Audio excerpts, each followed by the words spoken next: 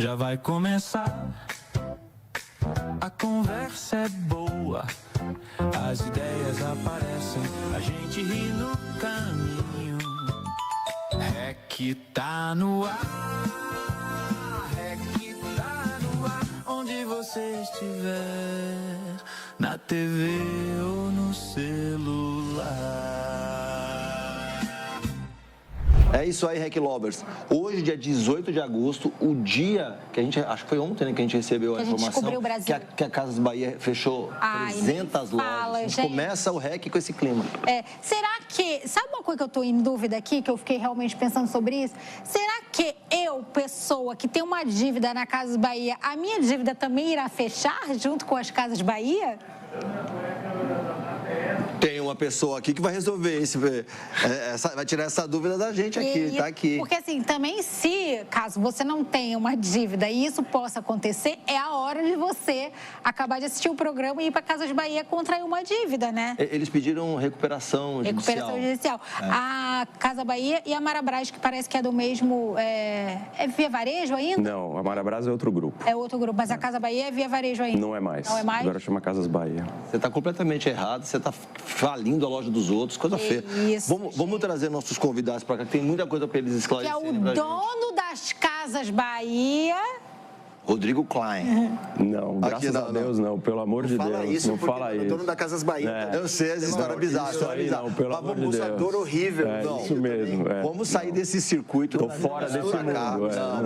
Vamos falar de música, vamos falar de entretenimento, vamos falar de muita coisa, vamos falar de trabalho social, vamos falar de coisas positivas, coisas boas. Vamos lá. Vamos falar de arrastão também. Não vou falar não. Vontade de falar sobre arrastão. Eu vou começar com ele, que é publicitário, com mais de 30 anos de experiência, é sócio CMO da Vortex e cofundador da Strategy Studio. Ele já trabalhou na construção e no reposicionamento de marcas como Hyundai, TIM, Casas Bahia, LG e Emirates. Além da carreira de publicitário, ele também é cantor, é músico, né, compositor. Ele fez parte do grupo que trouxe a Fórmula Indy para o Brasil.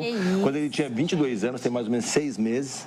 Então, gênio, né? Gênio. Eu vou trazer ele para nossa conversa aqui. Gênio. Seja muito bem-vindo, Rodrigo Cerveira. Obrigado, muito obrigado pelo convite. Emerson, Marcela, Nova Brasil, prazer estar aqui com vocês. Vida longa, né? Vida longa dá para fazer bastante coisa. Acho que essa que é a história. A dívida vai caducar ou ainda? Não, na verdade o que acontece, vou explicar rapidinho. Normalmente, né, essas empresas de varejo, elas vendem o recebível da sua dívida para alguma entidade financeira. Então não é mais dela. Então essa entidade financeira com certeza vai te cobrar. Vai cobrar. Então, gente, esquece tudo que eu falei, tá? Agora vamos trazer um segundo entrevistado que não precisa de dinheiro, é milionário. Ai, gente, ó, eu juro pra você que eu nunca imaginei que eu ia estar perto de uma pessoa tão genial como ele. Vocês dois, né? Que agora você eu tô conhecendo hoje, mas você, pra mim, desculpa, os outros gênios, mas aqui na minha frente...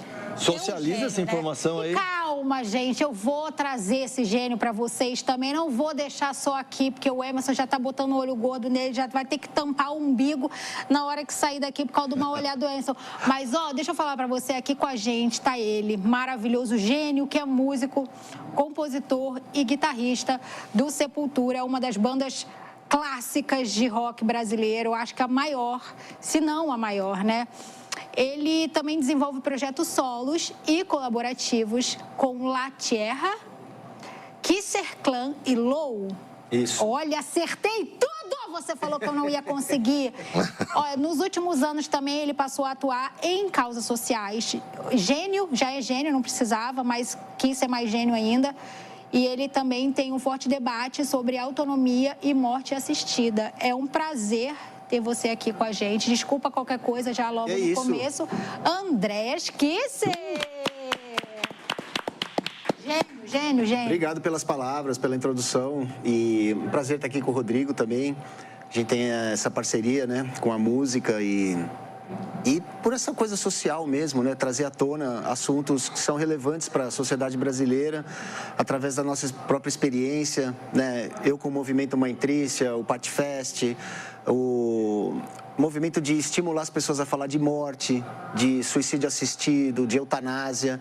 Essa semana mesmo a Folha publicou uma pesquisa, né? A maioria do país ainda é contra, né, esses assuntos. Por quê? Porque não é falado, não é divulgado. A gente precisa informar as pessoas para depois elas terem condição de ter uma opinião, né?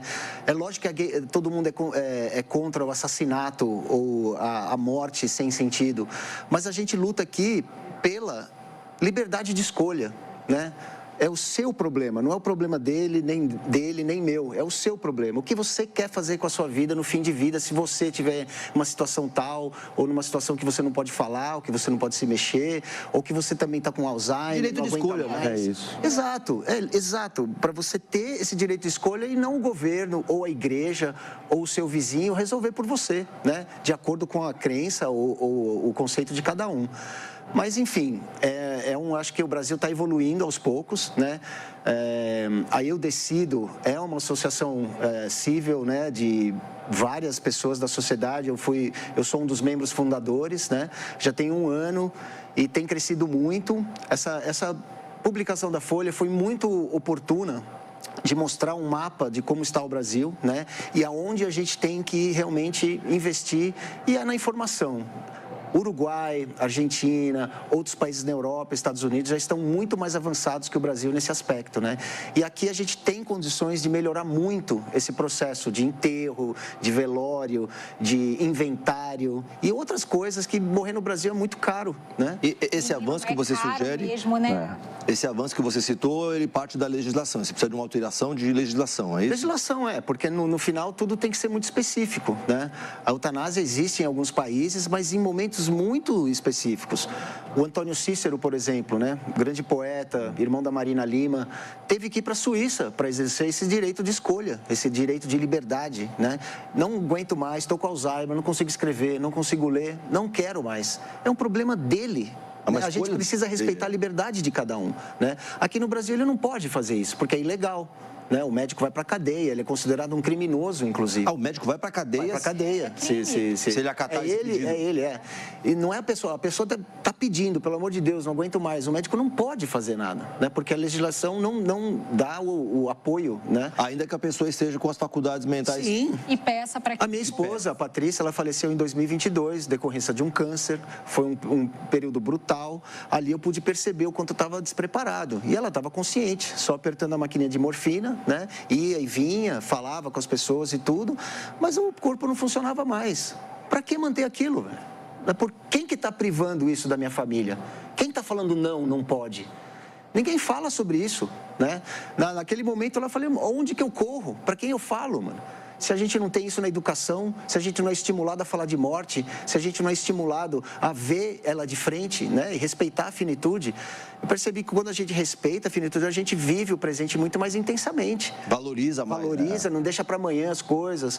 Meu filho, eu te amo. Hoje, não vou falar amanhã, né? Amanhã eu posso não estar aqui, nem ele, né?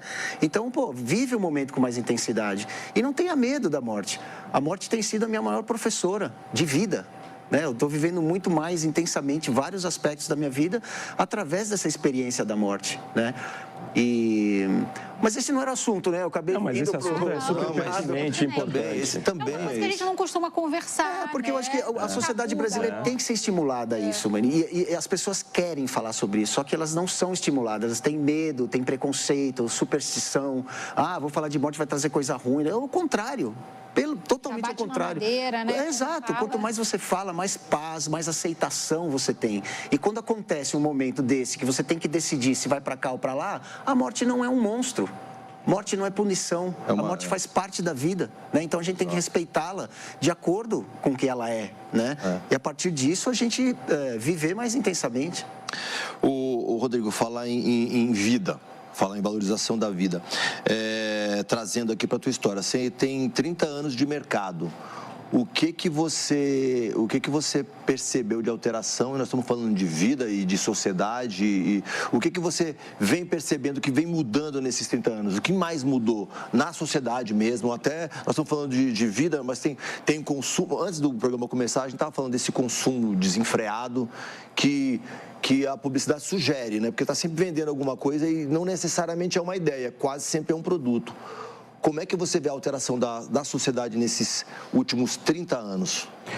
É pergunta complexa, né? Vamos lá. Eu acho que a gente teve várias mudanças, né? Eu acho que, de alguma forma, né, vou voltar um pouco mais longe do que esses 30 anos, tá? Vou assim, pós-Segunda Guerra Mundial. Depois da Segunda Guerra Mundial, o que a gente teve foi mais ou menos um entendimento tácito aí da sociedade como um todo do que era certo e o que era errado, né? As coisas ficavam claras para as pessoas. Isso aqui é errado, a gente não quer mais que aconteça. E aí você teve várias iniciativas positivas, como criação da ONU, etc. E isso aqui são coisas que a gente quer fomentar. Então, você teve aí, né, na Europa nasceu lá o estado de bem-estar, o welfare state, etc., né, em que pese o fato de você ter dicotomia esquerda-direita, comunismo e democracia, a gente sabia mais ou menos como é que as coisas aconteciam. Eu acho que o tempo foi passando e essas questões mais morais, mais profundas, que foram mais ou menos um norte para a sociedade, elas começaram a se diluir um pouco. E acho que com o advento, né, das plataformas de social media, de interação, que por um lado são sensacionais, porque são uma tecnologia, né, eu acho que a tecnologia é uma coisa super positiva no sentido de que democratiza acesso a um monte de coisas, né? Dá voz para todo mundo, né? Um monte de gente que não conseguia fazer coisas agora consegue porque tem tecnologia. Por outro lado, a gente tem um outro lado dessa história aí, talvez tenha a ver mesmo com a gente, enquanto sociedade, enquanto civilização, enquanto raça, de alguma forma também buscar essa coisa de buscar soluções, de agregar em coisas que não necessariamente são muito positivas para a gente como sociedade como um todo.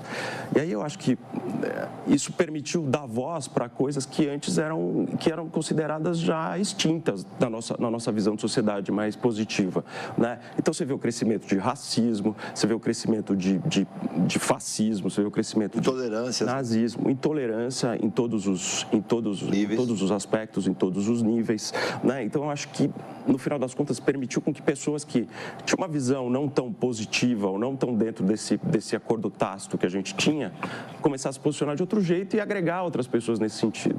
Então, eu acho que a grande mudança na sociedade é talvez uma deterioração um pouco grande dessa percepção do que é certo e errado, e aí esse nascimento desses grupos mais radicais, que não necessariamente têm uma visão positiva do todo, e no meio disso também talvez uma lógica da gente olhar para as coisas e ser menos romântico, né? Eu acho que a gente está vivendo uma era muito pão, queijo, né? Quem são os grandes exemplos hoje? São os bilionários, e os bilionários querem buscar dominação. Então, essa dinâmica que eu acho que mudou um pouco na nossa sociedade como um todo, né? Mas eu acho que a gente sempre tem caminhos de reverter isso e achar formas diferentes da gente se agregar em torno das coisas, das pautas positivas, né?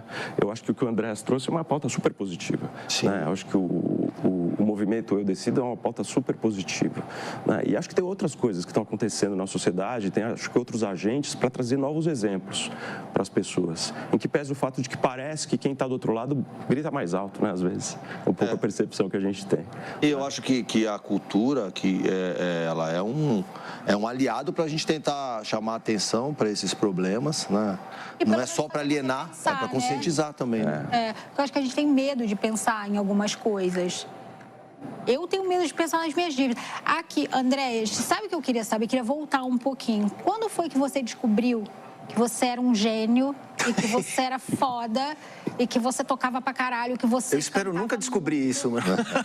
E que você falou assim, eu quero viver disso, eu quero fazer isso pra sempre, eu sou... Foi muito cedo, na verdade, que eu defini que, eu não ia trabalhar em nenhum escritório.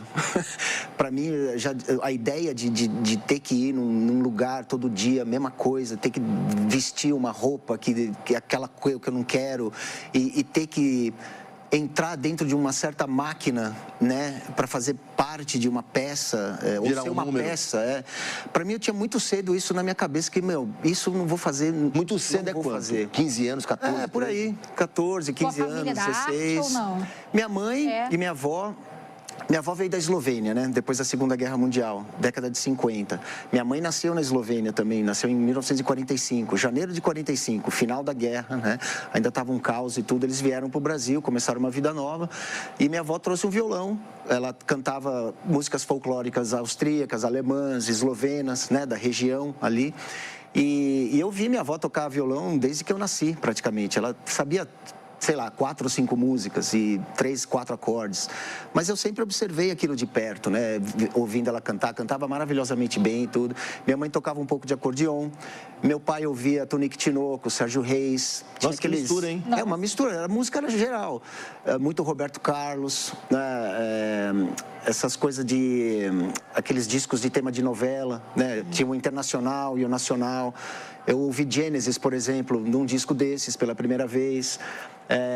Então a música sempre teve, ninguém era profissional, mas sempre teve parte da nossa família, né? Genesis, teve uma novela que chamava Sorriso do Lagarto, que tinha, a trilha sonora era...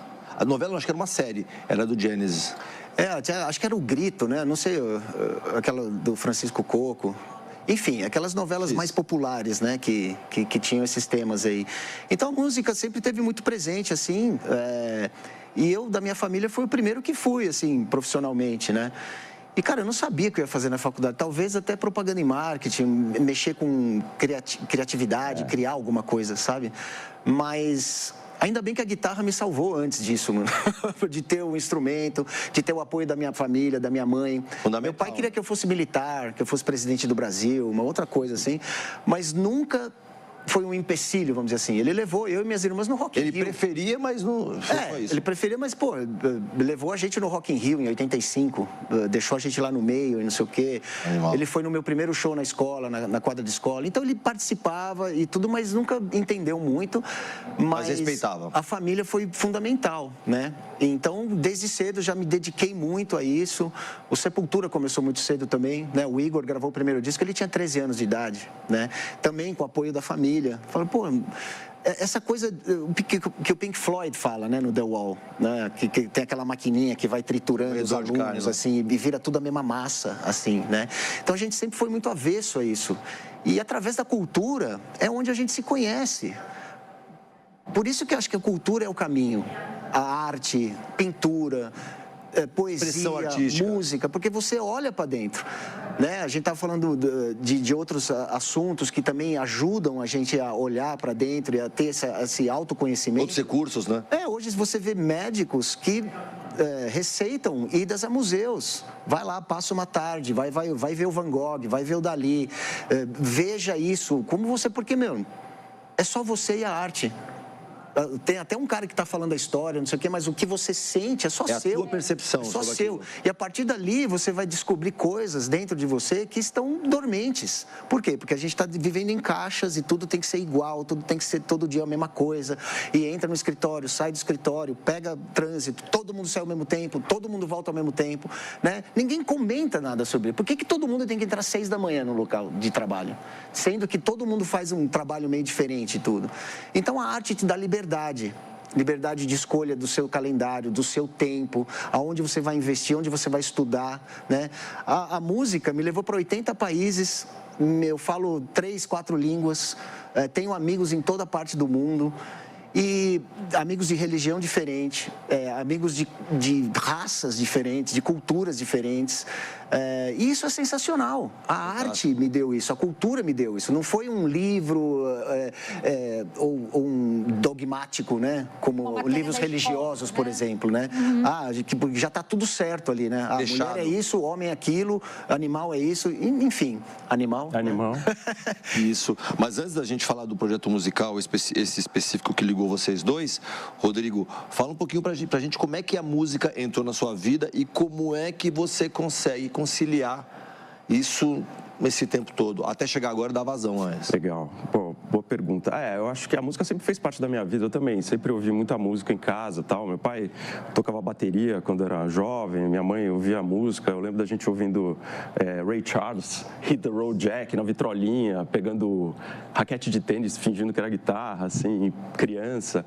Então, eu sempre tive isso. Quando eu era, daí, moleque, montei banda, assim, na escola com os meus amigos. A gente fazia cover, basicamente, né? Daí, depois, na hora de entrar na faculdade, buscar uma profissão, Daí você parei, tive um hiato e depois eu voltei. Virou adulto. Virou adulto. Mas daí não foi por muito tempo. Daí depois de um tempo encontrei outros amigos que também tinham mais ou menos essa mesma lógica de ter tocado e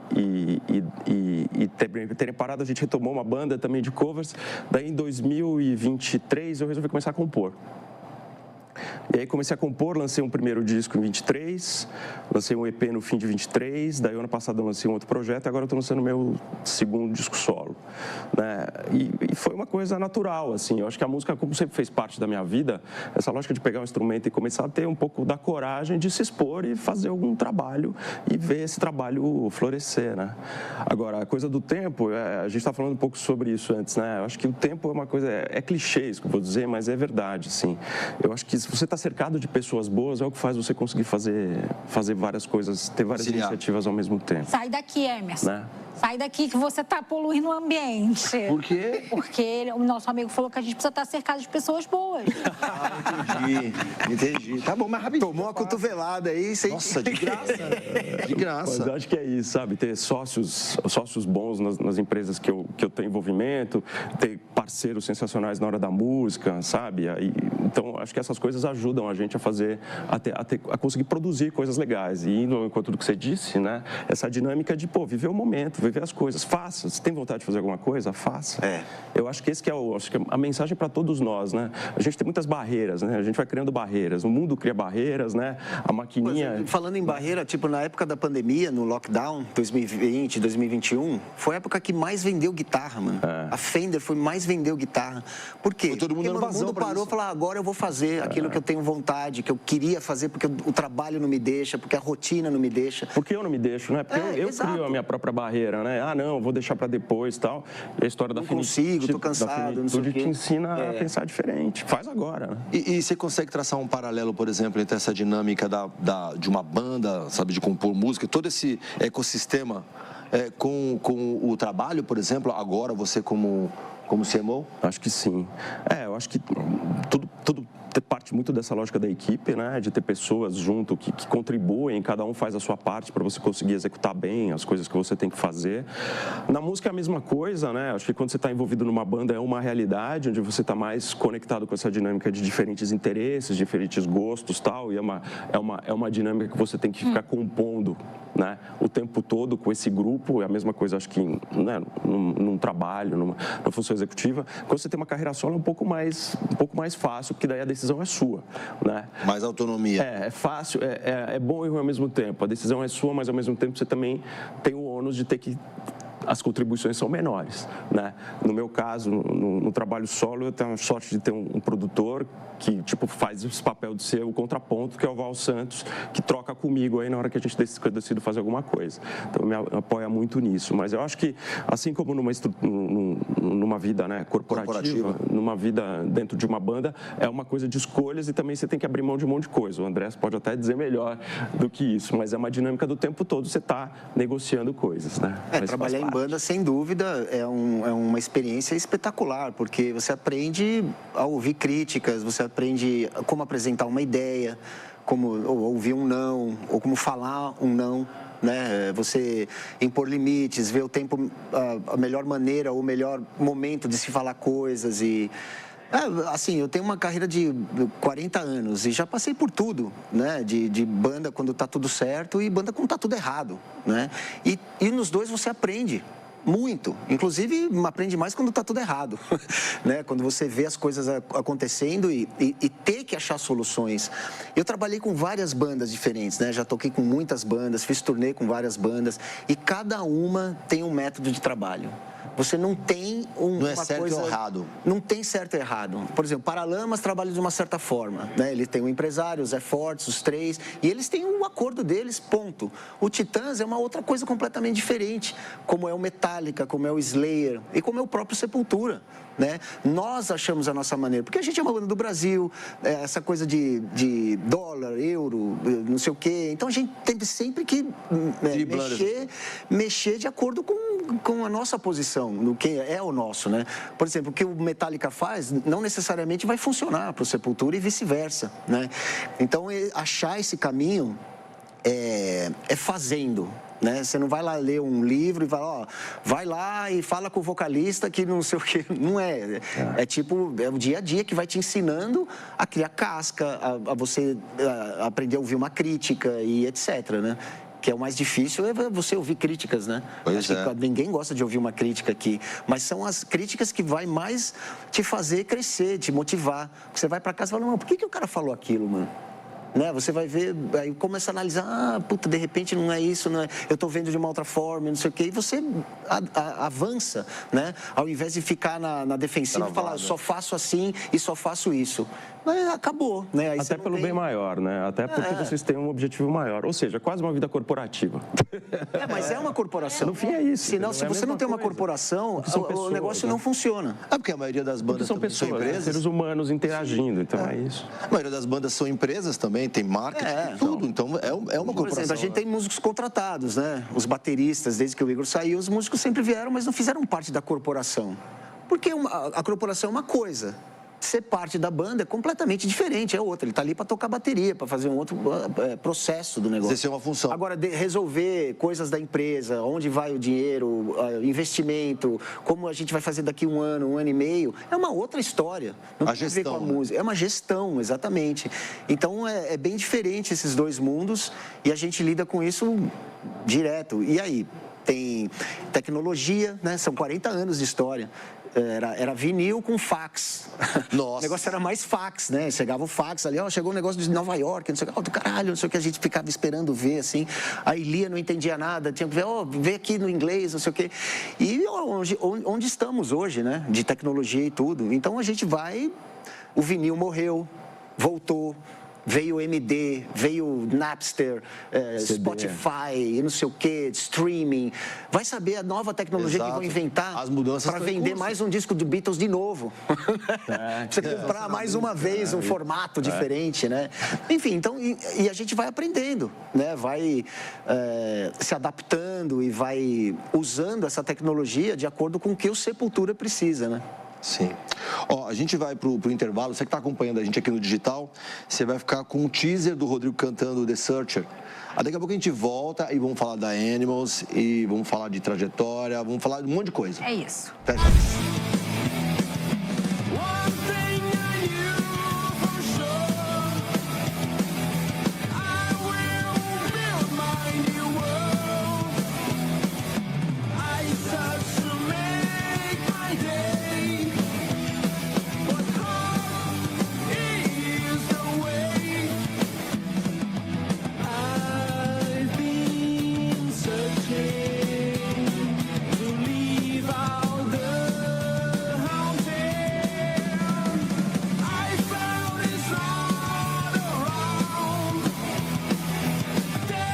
Estamos de volta com o REC na Nova Brasil, hoje recebendo o Rodrigo Cerveira, que é publicitário, cantor e compositor, e o Andreas Kisser, guitarrista, compositor, uma lenda aí da música brasileira. Andreas, a gente estava conversando aqui antes do intervalo sobre esses 40 anos de histórias. Sim.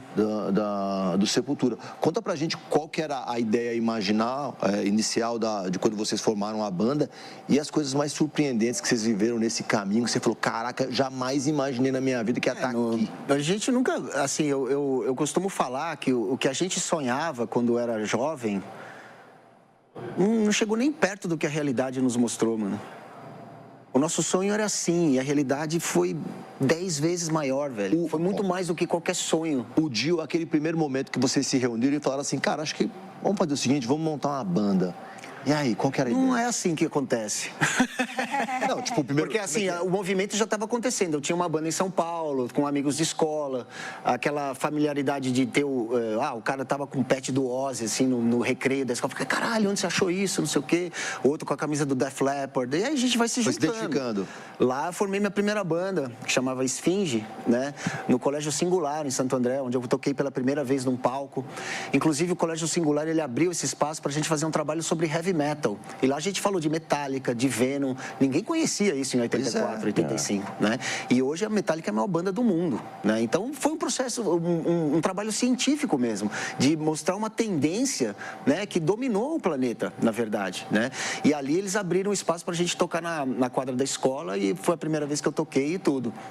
E banda é aquela coisa, eu tinha banda, só que os caras iam trabalhar com o pai, não sei o quê. Era uma época ainda que sofria muito mais preconceito em ser artista, ser músico, né? É vagabundo, não estuda, é drogado, cabelo comprido, Vários não sei o quê, violento, e toda aquela palhaçada, né? Que as pessoas de fora vêm com aquela fobia ignorante, né? E então o Sepultura foi a banda que eu conheci quando eles vieram para São Paulo também. Era São Paulo, Rio e Belo Horizonte. Tinha um circuito muito intenso, né, de bandas assim underground. Sepultura, Dorsal Atlântica, Vulcano, entre outras, né, que representavam aquele underground assim. E como a minha banda estava aos frangalhos, não sabia o que ia fazer. 1986 para mim foi o ano assim que eu não sabia o que ia fazer da minha vida. Não tinha namorada, não tinha banda, tinha repetido de ano. Assim, eu falei, o que eu vou fazer? Só que era o plano cruzado, né? Acho que o Sarney, não sei o quê. Era um momento muito... Fiscal do Sarney. Mas era um momento, para minha geração, muito, assim, democracia, sabe? Chega de ditadura, Tancredo Neves e toda aquela coisa, né? Era um momento muito especial, sabe? E o Sepultura nasceu meio disso. O rock nacional veio dali, do Rock in Rio, Paralamas, Barão e tudo, né? Então, eu peguei uma geração ou uma época onde isso começou a ser um pouco mais valorizado, né? Banda, ser músico. Você vê um Herbert Viana, um cara, cabeça pra caramba, conversando e tocando, etc. Titãs nem se fala, gênios, aqueles sim são gênios.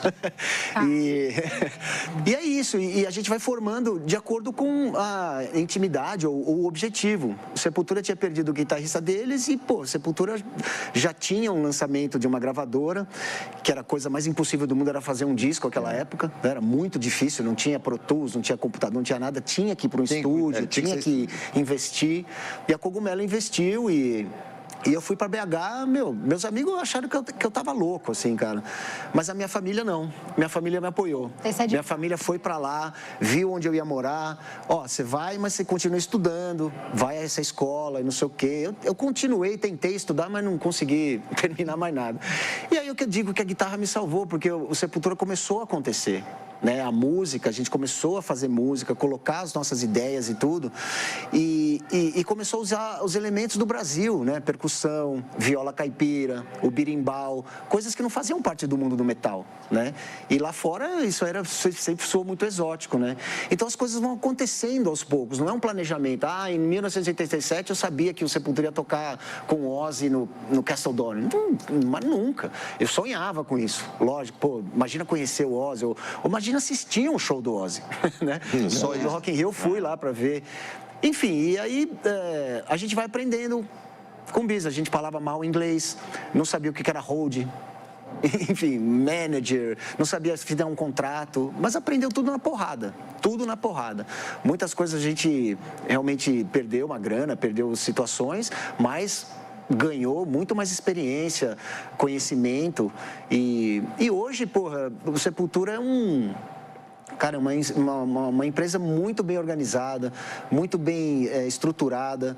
A gente consegue resolver qualquer tipo, né, de situação com os empresários, entre a banda. A gente tem um clima sensacional de trabalho, que é uma coisa que eu prezo muito. Ninguém se odeia, mano. Se odeia, não fala. Em alguns momentos eu odeio algumas pessoas ali, mano. Agora, deixa eu só fazer um complemento da pergunta do Emerson para você, porque assim, a gente tem bandas geniais, músicos geniais aqui no Brasil, mas o Sepultura virou uma marca global, onde o mundo todo reconhece vocês. Sim. E vocês sustentam isso durante 40 anos, como você disse. Eu queria saber a atualidade. Hoje, vocês percebem que o público é o público que vem acompanhando vocês lá de trás, ou vocês estão conseguindo trazer essa galera nova, essa galera de uma nova geração, para conhecer o som de vocês e virar fã e curtir, colocar... Muito. O que mais a gente vê é criança no show, adolescente, inovação. O vô levando o neto. Muita gente se conheceu num show do Sepultura, hoje volta casados com filhos e que quer conhecer, quer mostrar, sabe? O heavy metal é uma coisa muito família, muito família. É um ambiente de respeito, não tem uns idiotas lá querendo mostrar o golpe de jiu-jitsu que aprendeu na semana passada, ninguém fica azarando a mulher dos outros, é um mundo inclusivo, né? Onde você tem, por exemplo, o Rob Halford, vocalista do Judas Priest, uma das maiores bandas de heavy metal da história, veio publicamente, declarou: sou homossexual. Você não viu cancelamento, você não viu gente queimando disco, falar não vou mais no show, não sei o quê. Pelo contrário, tá tudo abraçou. Life of Agony também, o vocalista Kit Caputo, ele trocou de gênero, né? Hoje ele é Mia Caputo. Também está na mesma banda, está fazendo o mesmo trabalho, embrace, né? Ele está sendo abraçado pelos fãs, né? O Derek também, um vocalista negro, né? Preto. Dentro do heavy metal, muito raro você ver isso. E, inclusive, isso foi em 97, 98, você não tinha essa coisa de cota ou de uma coisa mais pública que hoje a gente tem, né? De falar sobre isso, de mostrar que isso é um problema, é uma reparação histórica que tem que ser feita, né? Não, porque o Derek, ele tinha a característica dele, ele se encaixou com o que a gente... Foi orgânico. E pronto. O empresário até ligou, falou: ó, tem um cara aqui, o cara não sei o que e tal, ó, mas ele é preto. Eu falei: pô, e daí? Né? A gente fala um monte de coisa na letra, mostra um monte de diversidade, aí na hora que vai, não, isso aqui não é pra gente? Exato. Não, então a gente, pô, o Derek tá mais de 20 anos com a gente, é um cara sensacional. Nossa, já tem 20 evoluiu. anos? Pô, isso foi em 97, né? Tem mais de 20 anos, quase 30. 30 anos. Parece que foi outro dia, né? Pois é. E a gente tem uma carreira, é isso que eu tô falando, são 40, 42 anos, meu, é legal dar um basta, porque... Me deu a sensação, se o Sepultura continuasse fazer mais um disco, eu ia estar trabalhando no escritório, que eu sempre não quis. Fazer rotina. Tem que fazer mais um disco, tem que fazer mais uma turnê. E é um processo muito... que drena muita energia, né? Quando entra para fazer um disco, é 100%. Tem que entrar e fazer o negócio. E se você não está afim, se você não está vendo aquilo como uma possibilidade, vira um inferno. É a mesma coisa que você fazer um trabalho que você não quer. Isso. Fazer parte de uma equipe que está não sei o quê, você tem que estar lá, tem que fazer. Saco. Então a gente resolveu falar: mano, vamos relaxar, vamos fazer essa turnê para celebrar. São 3 anos já que a gente está fazendo essa turnê. Melhor turnê que a gente já fez na nossa história. Como eu disse, um ambiente sensacional. Você vê essas pessoas voltando com os filhos, que se encontraram há 20 anos atrás. Outros que estão vendo Sepultura pela primeira vez, né? Então a gente tem os dois, aquela galera que acompanha e uma galera jovem que está vendo isso pela primeira vez, que é sensacional. O Rodrigo, agora vamos falar então de Animals e em que momento você achou que com a sua música, você também ia deixar um legado e ajudar a sociedade. Conta aí. A música te ajudando também a trazer à tona esse artista que ficou em segundo plano durante um determinado tempo, mas agora você está colocando o social em primeiro plano. Eu acho que assim, primeira coisa, que eu acho que a arte tem uma força muito grande para despertar consciência nas pessoas, sabe? Eu acho que a arte tem uma coisa de tocar pela emoção, né? Então, sempre que eu penso numa iniciativa onde você tem algum ponto de vista que seja antagônico à arte, eu acho que é um lugar que você consegue seduzir outros tipos de pessoas para pensarem melhor sobre determinado assunto, né? A história é cheia de exemplos disso, que foram feitas por diferentes artistas, né?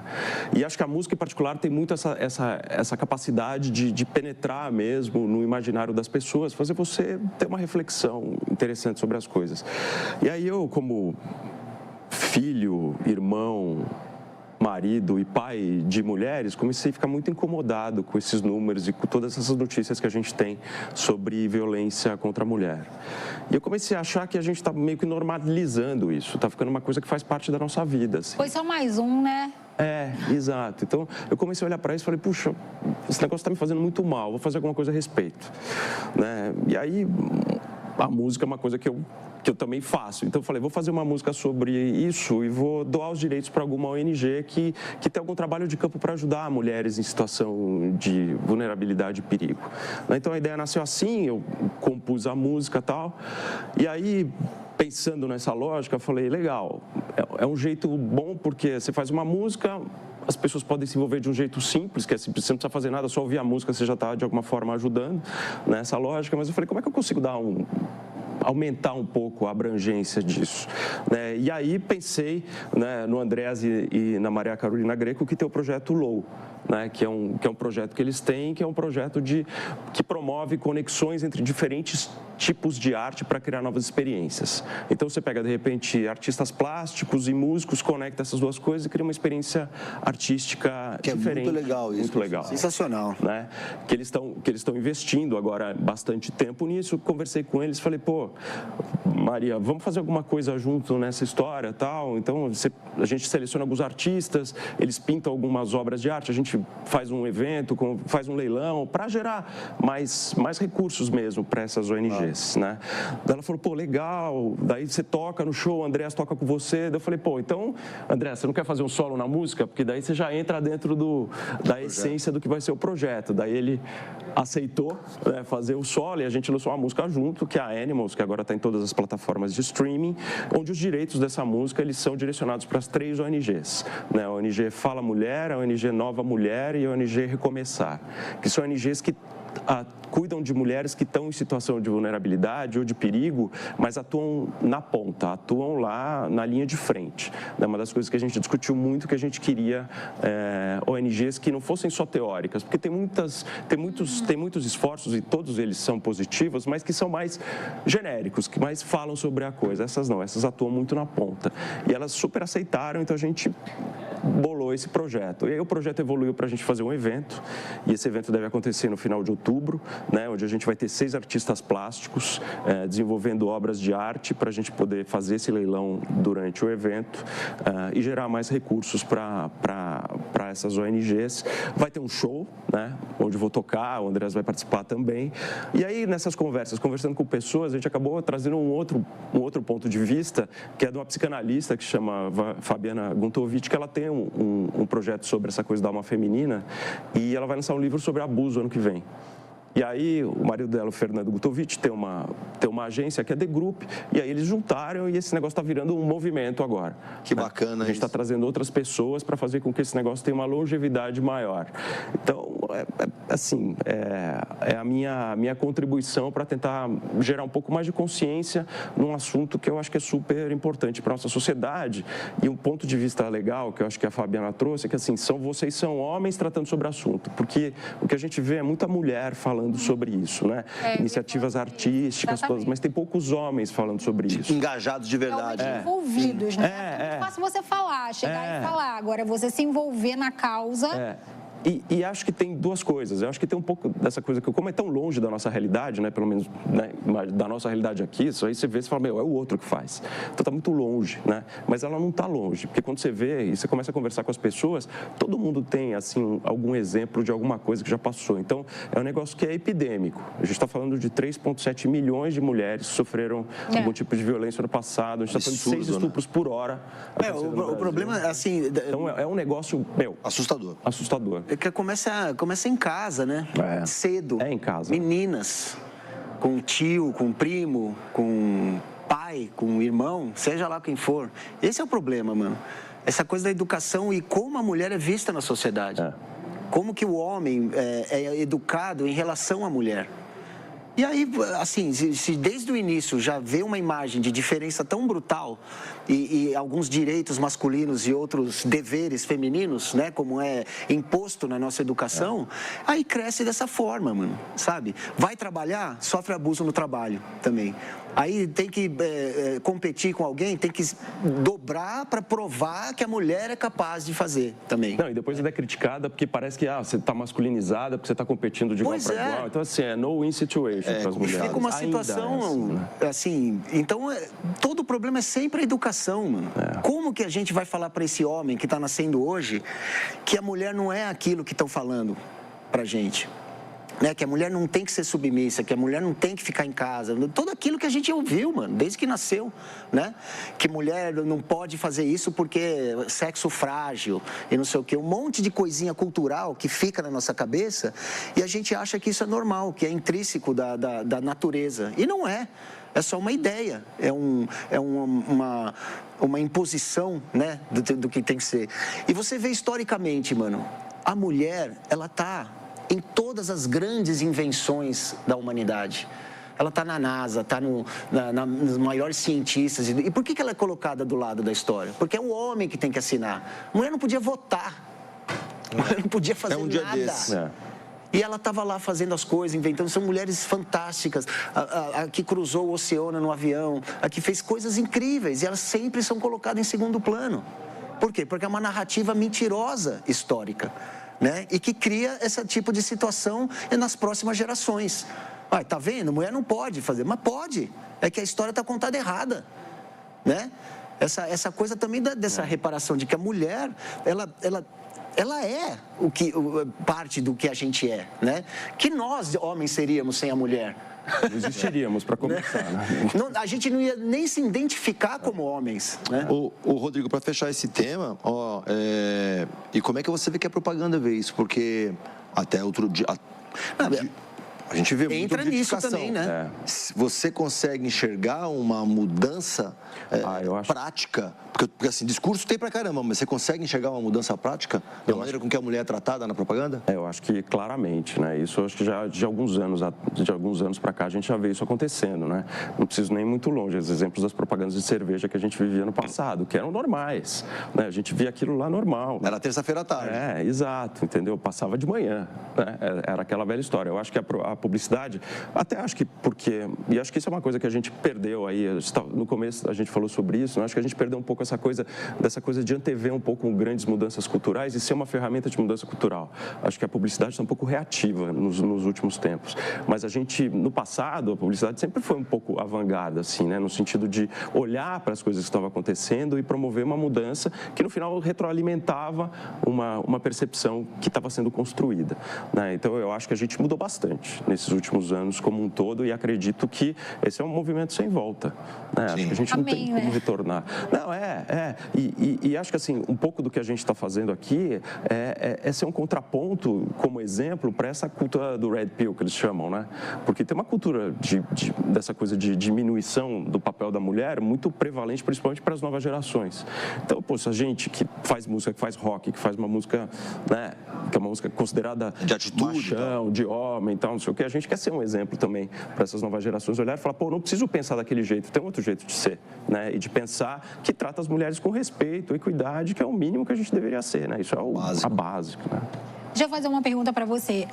Você falou que no final de outubro vai acontecer esse evento. Tem alguma marca com vocês nisso? Não, até queremos, por favor. Pode ter alguma marca? Quem quiser nos apoiar, nós estamos buscando apoiadoras nesse sentido. É exatamente isso que a gente quer, algumas marcas para participarem desse momento aí. E depois a ideia é que a gente possa crescer esse movimento, né? Amparado pela LOA, a gente quer fazer com que esse movimento cresça. Tem algumas outras ideias aí de pegar a Animals e ter ela em diferentes estilos, por exemplo, convidar outros artistas de diferentes tribos para poder atingir outros públicos, que legal isso. Outros públicos, e aí eventualmente isso pode virar um EP. A única questão é que os direitos têm que ser 100% direcionados para as ONGs. Essa é a minha única restrição. Porém. E se eu sou uma marca e quero chegar até vocês, como é que faço? Pode falar com a gente de qualquer jeito. Qualquer plataforma de social, Instagram, LinkedIn, qualquer lugar, vocês podem me achar, Rodrigo Cerveira ou Rô Cerveira. O que atrapalha muito também é a religião, né, mano? Religião sempre separa a mulher do homem. Qualquer religião. Que loucura, né? Principalmente, mano, se você vê em qualquer religião, muçulmano, judeu, católico, budismo não é religião, mas, enfim, as religiões sempre colocam a mulher num segundo ou terceiro plano, inclusive, né?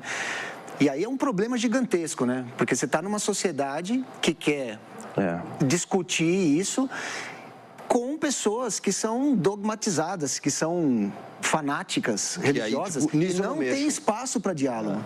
Inclusive, muitas mulheres se colocam nessa situação por causa da religião.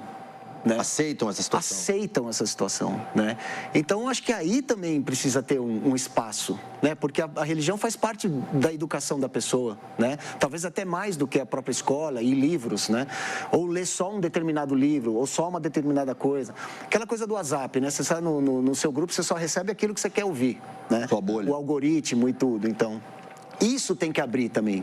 Agora, esse processo é praticamente impossível, né? É um processo Você cultural, discutir qualquer coisa com alguma coisa religiosa, assim, é muito difícil. E eles têm que participar disso também. Fundamental. Fundamental. Para a alteração acontecer, né? Ah, por que o homem tem que sentar em cima e a mulher embaixo? Né, em certas religiões. A outra não pode fazer isso, não pode trabalhar, não pode ir no estádio de futebol, não pode dirigir. Mas, mano, né? Loucura. O catolicismo evoluiu muito, por quê? Porque a sociedade também, né? Você vê o Papa, desculpa disso, desculpa daquilo, agora não é mais bem assim, não sei o quê. Você vê que até a religião católica tem um certo... Se atualiza. Se atualiza e tem essa maleabilidade. Uma certa regularidade. Exato. Né? Acho que até algumas mulheres podem ministrar também agora, eu não sei como é que tá isso, mas sabe, de você ser pastora ou, sei lá, padre, né? Ou madre. Uma liderança religiosa. Uma liderança religiosa, exatamente. Então, esse aspecto da sociedade, ele tem que ser também colocado, né? Porque não dá para ignorar isso, né? Então, eles têm que participar disso também. Mostrar, ó, gente, violência, velho. Tem a galera matando em nome de uma figura religiosa. Ou acha que tem direito de ser violento, de ser agressivo, ou de trancar a mulher num quarto, hoje você não sai, porque você não usa certo tipo de roupa, e etc. Tem muito a ver com esses conceitos também, né, que só atrapalham o desenvolvimento de qualquer sociedade. Pois é. Você falou da publicidade, mas eu acho que as corporações também têm um papel importante nisso, né? Sim, sim. Se você tiver dentro das empresas alguém que tenha o interesse de promover essa equidade de uma forma genuína também, eu acho que é um processo de mudança, né? Que tudo vai acontecendo, assim. A gente lá na Vortex, por exemplo, 60% são mulheres, na liderança acho que é 45, 55, e no board eu acho que é meio a meio. Então, assim, e a gente está no mercado financeiro, né? Que é um lugar tradicionalmente masculino. Então, a gente promove isso, né? A gente está falando de universo de 400 e poucas pessoas já, então não é pouco. Né? A mudança, para ser percebida do lado de fora, ela tem que acontecer do lado de dentro, para começar. Exato. É isso, né? Ó, a gente está chegando na parte final do programa, mas a gente tem um espacinho para uma pergunta de autoconhecimento. Daí deixa eu começar contigo, Andressa. Olha só, Andressa. O que você ouviu ou deixou de ouvir na sua vida que fez você ter uma percepção diferente sobre você mesmo? Tudo. Tudo na minha vida. Exatamente tudo. A cada dia você aprende algo novo. É isso que as pessoas, eu acho que tem essa coisa de acúmulo, de crise do pânico, de ansiedade, é que todo dia é um dia novo. Todo dia é um dia livre, você pode fazer o que você quiser. Se você resolver não vir no trabalho amanhã, você vai ter suas consequências, mas você pode fazer isso. Você pode mudar de vida, você pode mudar de gênero, você pode mudar de qualquer coisa na sua vida. É possível. A arte mostra isso. Porque você se autoconhece, você alimenta de informações pertinentes a você. Não a você ou a você, a mim. Né? Você constrói aquilo que você deve ser. E o que você deve ser tem um tempo diferente. Não necessariamente se encaixa nessas caixas da sociedade. Pode não existir ainda. Pode não existir, você criar alguma coisa. Então, tudo, praticamente tudo, é relevante. As coisas boas, as coisas ruins, os enganos, os erros, né? Principalmente os erros, né? Você aprende nisso. Então, não é só aquela coisa da autoajuda no sentido pejorativo, né? Daquele livrinho que não sei o quê. Ditando regras. Ditando regras, exatamente. É aquilo que você vai descobrir para você mesmo, né? E a arte entra nisso, né? Uma discussão sem dogmas, onde você faz o pensamento, você provoca, né? Uma discussão. Uma reflexão, né? Uma coisa assim. Então, assim, sei lá, hoje a gente estava, eu e a Maria, passando ali resolvendo algumas coisas burocráticas do dia, e tudo aquilo ajudou a gente a achar uma outra perspectiva de outras coisas que não são diretamente ligadas com aquilo, entendeu? Então, tudo... Aí que está, eu acho, o lance do divino, né? Dessa coisa maravilhosa que é a vida, né? Que ela todo dia é isso, é o presente só que existe. O que a gente lida com o passado é hoje, e a expectativa do futuro é hoje. A gente está sempre aqui. Por que você toma o remédio ou vai no terapeuta e tudo? Para lidar com o momento sempre. Eu estou num momento ruim. Por quê? Porque o momento é o único que existe. Né? Nesse sentido do presente, de onde as coisas acontecem, né? Então, mano, assim... Absorva tudo, ouça, vá ver coisas que você acha que não vai gostar. Peças de teatro, por exemplo. As pessoas não vão no teatro, mano. O teatro é uma coisa direta. Você tá lá, você ouve o ator respirar, você vê ele improvisar, levar para um lado, uma coisa que caiu. Não é assim, vamos repetir. né, a farsa do cinema ou da televisão, né? Vamos repetir por esse ângulo, fala a mesma coisa. Mas como eu vou falar a mesma coisa? Eu acabei de falar, mano. Né? Eu estou aqui, né, dentro do... Eu não posso repetir isso, porque não existe repetição. Cada momento é único, a repetição, né, já é uma farsa. Né? Então seja você mesmo, não tenha medo de você mesmo, né? E para isso você tem que ouvir e absorver tudo da sua vida, as coisas ruins e desagradáveis, inclusive, né? Porque é ali que você vai crescer realmente. Então não tem uma coisa, né? Eu acho que hoje eu estou me relacionando com o meu passado com aquilo que cabe na minha memória. Tem muita coisa que você não lembra da sua vida, a maioria da sua vida você não lembra. Você não lembra. O que você comeu segunda-feira? Não. Né? Tipo essas memórias recentes ou memórias mais antigas. Eu vi recentemente uma foto da minha irmã, eu lá mais jovem, na casa em São Bernardo que a gente morava, com um gato no colo. Falei, caralho, a gente teve um gato, é verdade, cara. Não lembrava, velho. Eu falava para todo mundo, eu nunca tive gato, na verdade. Tive. Eu chamava Murchinho. E, cara, aquilo sumiu da minha memória. Por quê? Porque eu não usava aquilo, eu não falava daquilo. Não acessava, mas fez parte da minha vida. Né? Inconscientemente, aquilo faz parte de mim. Agora, o que você tem conscientemente vai de você alimentar. Né? Se você está com tanta ansiedade do dia seguinte, ou um trabalho novo, ou um projeto, e etc., isso vai de você organizar isso dentro de você. Né? Então, porra, essa coisa de voltar ao passado, Sepultura, não sei o quê, porque que não... Cara, qual o passado? 86 ou ontem? Ou 91? Né? Não existe isso, mano. Não é só né? É uma coisa que você se relaciona com aquilo, né? Sim. Você, Rodrigo, se você pudesse voltar no passado e fazer alguma coisa diferente, sem correr o risco nenhum de ser julgado, o que você mudaria? Cara, eu não mudaria nada, porque se eu não passasse pelo que eu passei na minha história, eu não estaria onde eu estou e eu não seria quem eu sou hoje. Então, eu acho que é um pouco, vem ao encontro do que você falou. Se eu fosse voltar e refazer alguma coisa com a cabeça que eu tenho hoje, eu não teria a cabeça que eu tenho hoje, entendeu? Então, eu acho que essa lógica que as pessoas têm de olhar para trás, né, e ver isso como arrependimento ou como alguma coisa que precisa ser consertada, no final das contas, eu acho que ela não é natural. Porque se você não tivesse feito aquilo, você não seria quem você é hoje. Né? E eu acho que a lógica é de você estar sempre evoluindo. E as partes boas, as partes ruins, é o que a gente chama de vida. Né? Não dá para ser tudo bom o tempo todo, nem tudo ruim o tempo todo. Né? A gente vive uma vida que passa por vários percalços, mas no final das contas, a lógica de arrependimento, eu acho que ela só faz você andar para trás, não faz você olhar para frente e viver um momento que, no final das contas, né, a gente falou muito sobre isso aqui, né? Eu acho que isso é o que faz a vida ser o que ela é, o interesse que ela tem. Então, eu não mudaria nada, entendeu?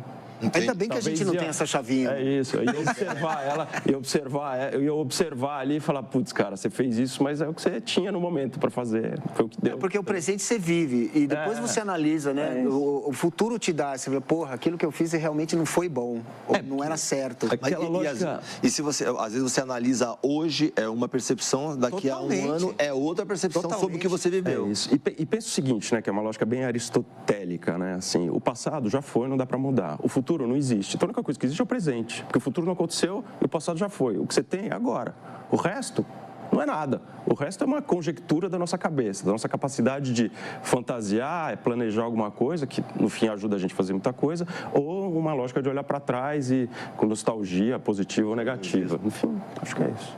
Boa. Maravilha. Gente, para fechar, Andreas, quem quiser acompanhar teus próximos passos, seja com Luz, seja com Kisser Clan, seja com Sepultura, quais são os pontos de contato? Eu tenho a página no Instagram, né, que é Andreas Kisser, tenho a página do meu programa de rádio, que é o Pegadas de Andreas Kisser, o Low Collective, né, que é a página do nosso projeto, eu e a Maria, Sepultura, né, que lá tem toda também as páginas pessoais de todos da banda e tudo. É mais o Instagram mesmo que a gente usa, né, hoje em dia, assim, de divulgação e comunicação com os fãs e tudo. Então, nessas páginas você pode achar lá.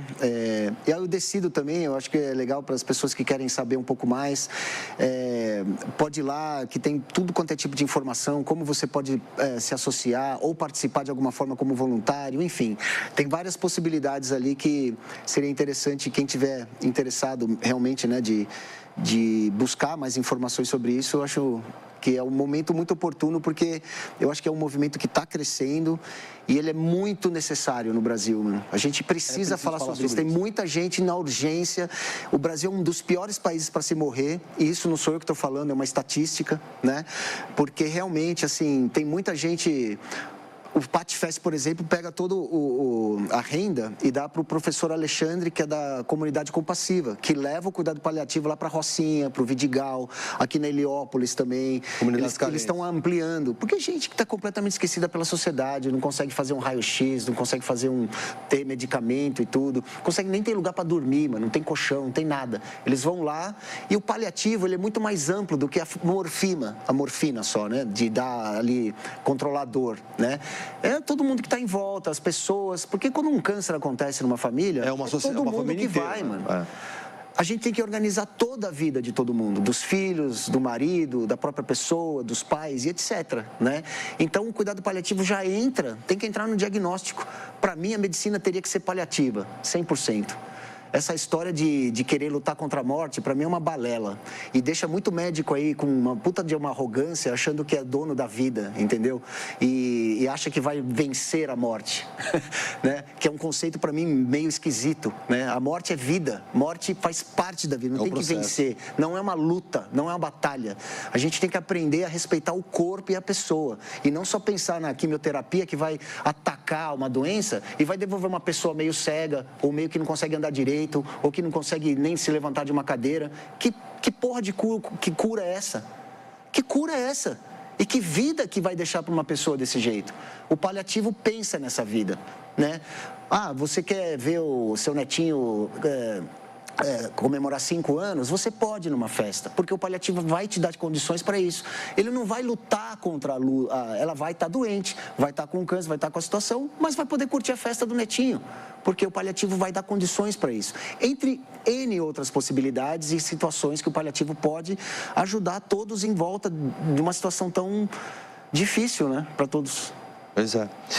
E você, Rodrigo, quem quiser acompanhar tanto o seu trabalho como CMO hoje, na Vortex, ou quiser trabalhar contigo, quiser uma palestra tua para você contar como é que você consegue viver tantas vidas numa vida, ou acompanhar teu trabalho musical, ou participar da Animals e o projeto, quais são os pontos de contato? Bacana, Emerson. Vocês podem me achar no LinkedIn, Rodrigo Cerveira, ou no Instagram, @rocerveira, e todas as plataformas de streaming. Então, meu projeto solo, tem minha outra banda também, o Silver, e Animals está lá. Por favor, escutem. Quanto mais vocês escutarem, mais a gente vai poder ajudar as 3 ONGs aí que a gente trouxe para o projeto.